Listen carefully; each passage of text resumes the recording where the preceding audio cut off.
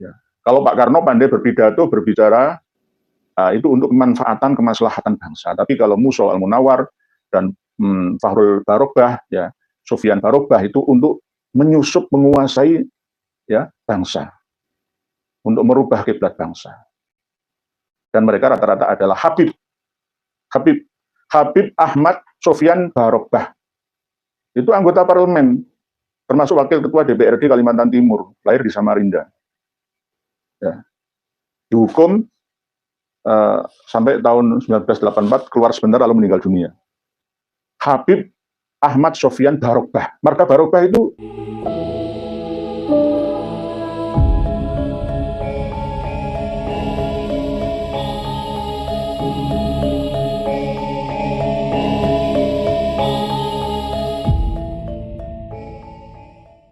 dalam setiap pembaharuan ya, itu akan ada penyusupan.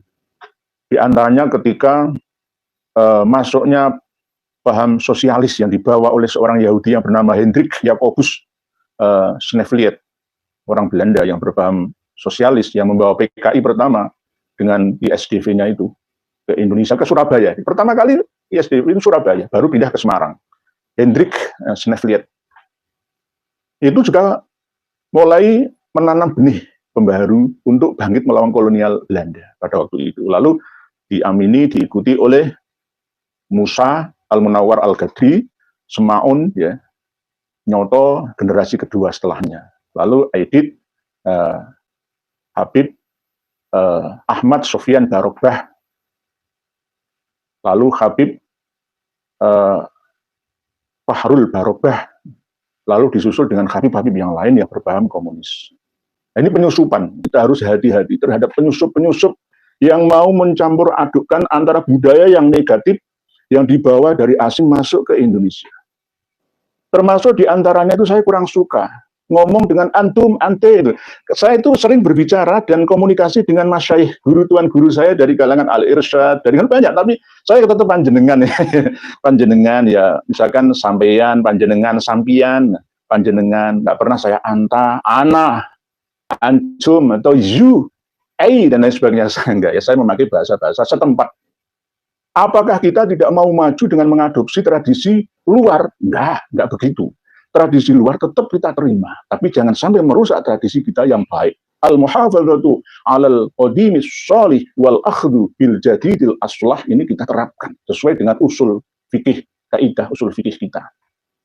Bangsa kita bangsa yang kaya raya, kaya budaya, kaya bahasa, kaya sumber daya alamnya, dan bahkan sebenarnya kaya sumber daya manusianya. Cuma masih belum aktif semua. Di antaranya akan kalah oleh negara adidaya, khususnya dalam hal ekonomi kita. Para penyelenggara bangsa yang kita amanai bersama untuk mengelola negara ini harus tanggap. Jangan sampai rakyat yang menjadi korbannya. Ini bagian daripada penyusupan-penyusupan budaya-budaya asing yang tidak memiliki nilai kebaikan atau positif, datang untuk merusak. Tidak hanya masalah, kalau misalkan anak, antum, antuma, anti nggak masalah, itu nggak terlalu. Yang berbahaya itu kan paham komunis itu. Ya kalau kita lihat Islam, Nasrani, ya Katolik, Protestan, ya Konghucu, Hindu, Buddha, yang dari India bukan yang asli Nusantara, itu semua kan ya imporan semua, impor semua. Tapi tetap kita terima karena mengandung nilai kebaikan, demi kebaikan bersama anak bangsa. Tetapi kalau merusak, misalkan paham radikal, paham penebar teror, termasuk akhlak yang tidak karimah, yang damimah atau madmumah, ya harus kita tolak. Termasuk diantaranya adalah pendidikan cangkem elek. Bahasanya itu cangkem elek. Ngomong enak, ngotot melek-elek uang di muka umum ya. Ulama yang bejat, presiden goblok. Udah beda, Pancasila Soekarno, ketuhanan ada di pantat. Mana kamu anak Tuhan dari mana? Artinya anak Tuhan, bidangnya siapa? Gus Dur itu buta mata juga buta hati. Gus Dur melihat dari mana? Gus Dur itu buta matanya, buta hatinya. Kurang ajar dia. Goblok. Kiai pun kalau melawan mereka akan dikata-katai cangkem elek itu tadi. Dengan kata-kata yang keluar dari cangkem elek. Bahasa cangkem elek itu bahasa Jawa. Ya, famun, bahasa Arabnya itu famun yang Ghairu hasanin. Faham yang tidak baik lah, gampang bahasa halusnya seperti itu. Nah, ini kita bisa menilai bersama. Para pemirsa dan pendengar sekalian, rahimakumullah. Kita tahun 1914 sebelum merdeka itu sudah mulai ada penyusupan, ya, itu tadi yang saya terangkan. Masuknya paham komunis yang dibawa oleh seorang Yahudi berwarga negaraan Belanda, Hendrik Snevliet itu. Lalu mengkader pengikutnya secara bertahap dari kalangan terpelajar bangsawan dari Surabaya, lalu pindah ke Semarang, lalu menjadi Partai Komunis Indonesia. Dulunya ISDV itu. Lalu setelah itu secara regenerasi terus mencari ya pengikut-pengikutnya yang mau diajak bersama untuk bangkit. Sebenarnya PKI pertama 1914 sampai 1926 yang berontak terhadap Belanda di Sumatera Barat, lalu disusul di Jawa Barat, lalu disusul berikutnya di Sumatera Utara, yaitu tujuannya ya untuk merdeka dari Belanda, tapi bukan untuk corak asli ya budaya bangsa Nusantara, tapi ala mereka. Ya, ini nanti orang-orang Nuswantoro semuanya akan disuruh masuk ke paham sosialis, komunis, marxis. Akan dipaksa, kalau nggak mau ya dibunuh. Ya. Karena paham komunis itu sangat kejam. Dan diantaranya jelas diamini oleh selain Semaun yang bertemu bersama di Surabaya, di Peneleh, kos-kosannya Pak Karno, bersama dengan Kartosuwiryo, Muso Munawar Al-Qadri, ya. Lalu benar-benar melakukan uji coba pemberontakan terhadap Belanda.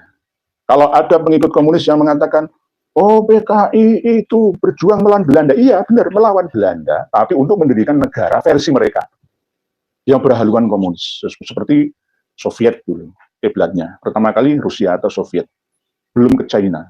Lalu yang kedua ke China. Lalu setelah tahu sepak terjang PKI yang uji coba untuk kekuatan bersenjata di Sumatera Barat dan Jawa Barat, maka tahun 1927 dibubarkan oleh Belanda. Walaupun dibubarkan itu tetap namanya ideologi ya, nggak bisa dimatikan ideologi. Lalu kader-kadernya semburat lari ke luar negeri. Ada yang ke China, ya, ada yang ke Cekoslowakia, ada yang Timur Tengah juga, dan ada yang ke Rusia atau Soviet. Di antaranya adalah Musa Al-Munawar. Sehingga Musa Al-Munawar itu sebenarnya kalau kita teliti anaknya yang bernama Muhammad Al-Qadri, kelahiran Surabaya 1926, itu sebenarnya bukan anak aslinya Romo Kiai Ronowijoyo, pengasuh pondok pesantren yang ada di Pagu, Kediri sana. Tapi anak gawannya Nyai Juru. Nyai Juru menikah dalam kondisi janda membawa anak. Nah, anaknya ini tidak anaknya asli Mbah Ronowijoyo Kiai. Lalu Mbah Ronowijoyo berubah nama menjadi Kiai Haji Hasan Muhyi. Mungkin kurang kerasan di lingkungan pondok pesantren Kapurjo, akhirnya dititipkan ke adiknya Romo Yaya atau kerabatnya yang seorang pegawai KUA dulu, di Martorejo. Lalu orang mengenalnya bahwa Musa itu anaknya Yai Martorejo. Padahal tidak. Nggak mungkin seorang anaknya orang Lugu bisa menguasai bahasa Rusia, menguasai bahasa Arab. Sampai pimpinan utama Partai Komunis Asia dan Timur Tengah itu Muso Munawar Al-Qadri itu. Dan menikah, sempat menikah dan punya anak di Rusia sana.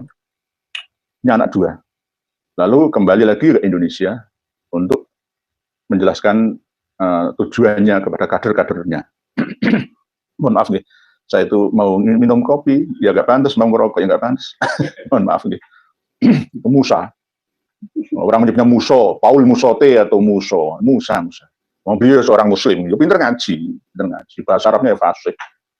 Itulah penyusup, mulai dari Yahudi Hendrik Snevliet, menyusup, menguasai alam bawah sadarnya Semaun, dan kawan-kawan, ya Muso termasuk diantaranya, Lalu embrio ini melahirkan generasi komunis yang ada di Indonesia. Siapa mereka? Ya termasuk orang-orang dari sana. Lalu Musa juga menikah dengan seorang wanita yang berasal dari Yogyakarta, mendapatkan anak Margono dan memiliki anak juga yang bernama Muhammad Al-Qadri.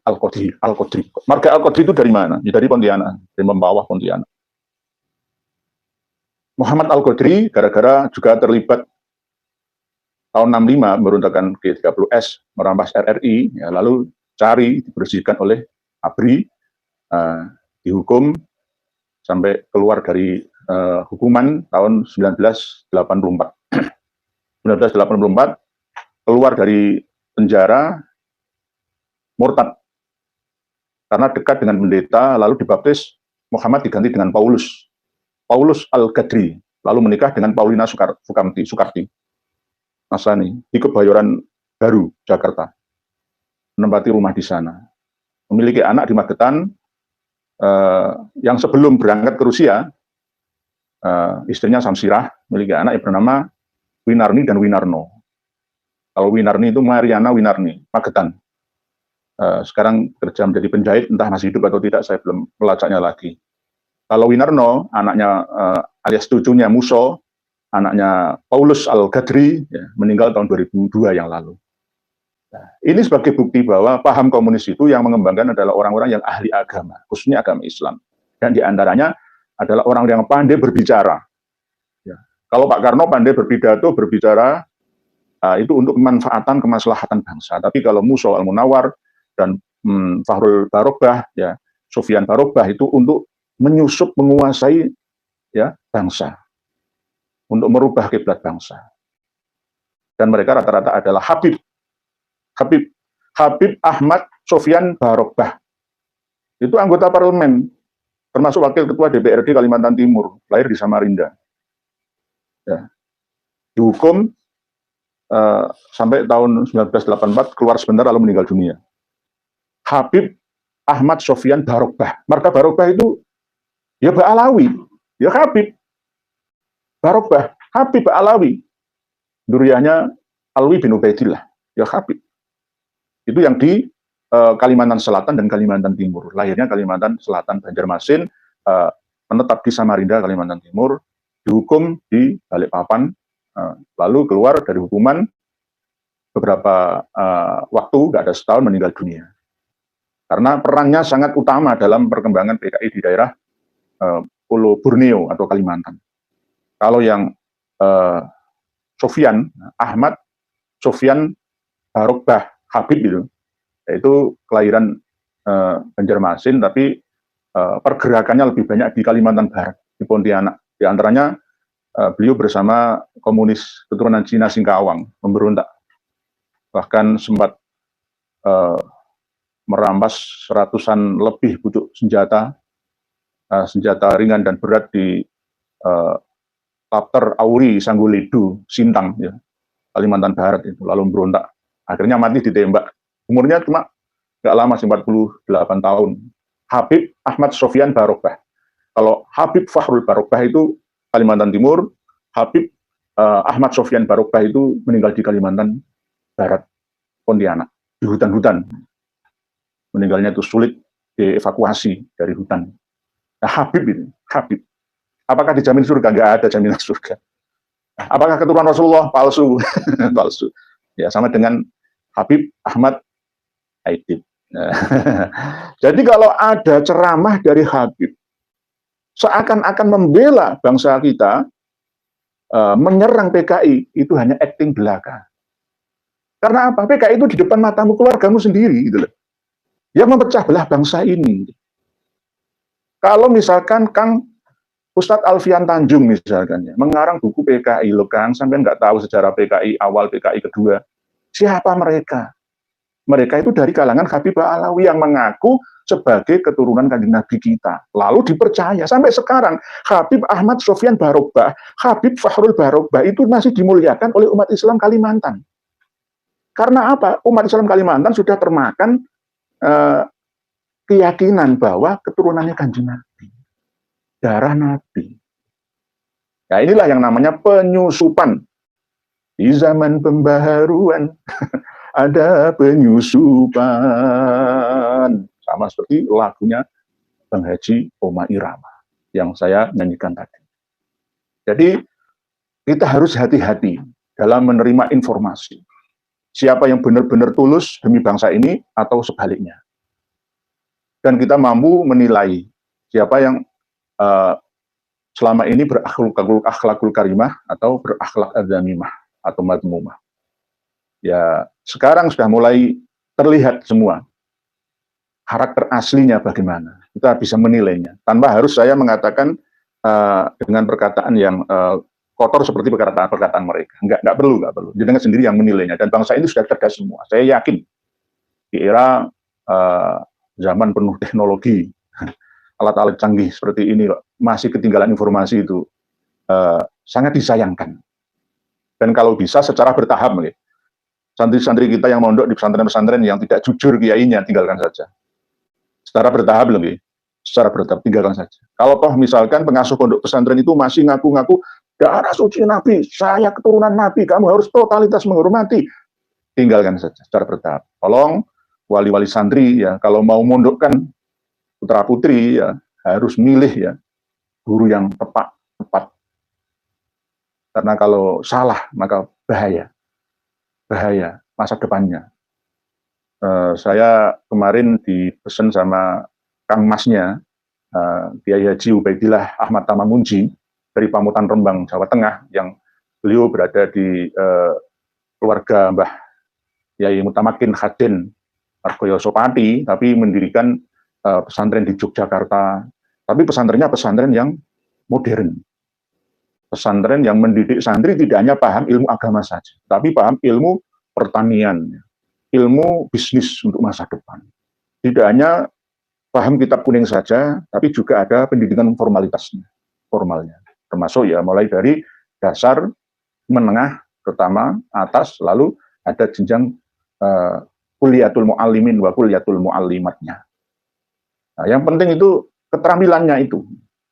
Nggak usah mondok di pondok saya, nggak usah. Pondok saya ini khusus. Saya nggak menerima santri banyak, karena santri-santri di pondok saya ini adalah khusus bagi fakir miskin, yatim piatu, dan du'afa. Jadi saya nggak promo ya, pondokkan saja ke pondok pesantrennya Kiai Haji Madudin Usman, pondok pesantrennya Kiai Haji Ahmad Ubaidillah Ahmad Tamamunji, pondok pesantrennya Gus Hasan Sarif, Gus Abbas, Gus Aziz Jazuli, ya sana saja, jangan di pesantren saya. Kalau pesantren saya terbatas, karena khusus untuk kalangan terbatas juga. Karena gratis semua, nggak ada biaya sama sekali. Oleh sebab itu berhati-hatilah kita sebagai wali santri mendidik putra-putri kita, jangan salah asuh, salah asah, nanti salah asih nanti. Ini secara bertahap. Kalau memang toh pesantren yang dikelola oleh habaib itu netral, ya nggak apa-apa, tetap bertahan di situ nggak apa-apa.